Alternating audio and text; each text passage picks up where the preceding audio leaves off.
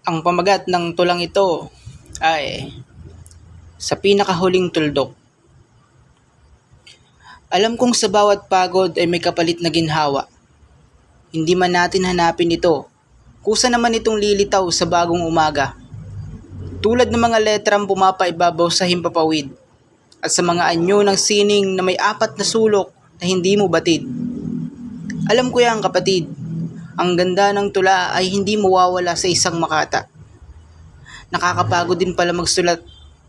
Akala ko puro na lang saya. Kaya hahanapin ko ang ligaya kahit abutin ng 1,000 umaga. Dahil ito ang larangan na pinili ko maging isang kataga.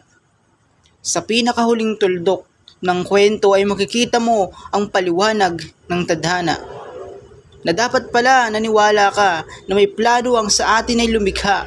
Alam ng Panginoon ng lahat, wala tayong maitatago kahit isang tuldok ng mga salita.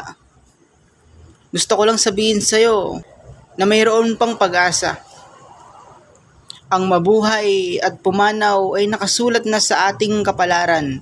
Ang mabigo at magtagumpay ay ating kapalaran.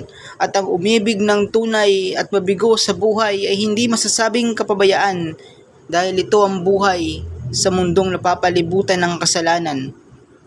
Ang saliksikin ng pinagmulan ay pag-aaral ng kasaysayan. Ang sumulat ng istorya ng iba ay hindi kawalan ng dangal. Ang masakit na katotohanan ay yung hindi natin alam na yung mali ay totoo palang mali at yung tama ay totoo palang tama na sa puso natin ikinukubli. At sa pinakahuling tuldok ng pangungusap at sa huling 4 na taludtod na isusulat, sasabihin ko sa iyo ang 6 na salitang kwento. Sa pinakahuling tuldok, tunay kang Pilipino.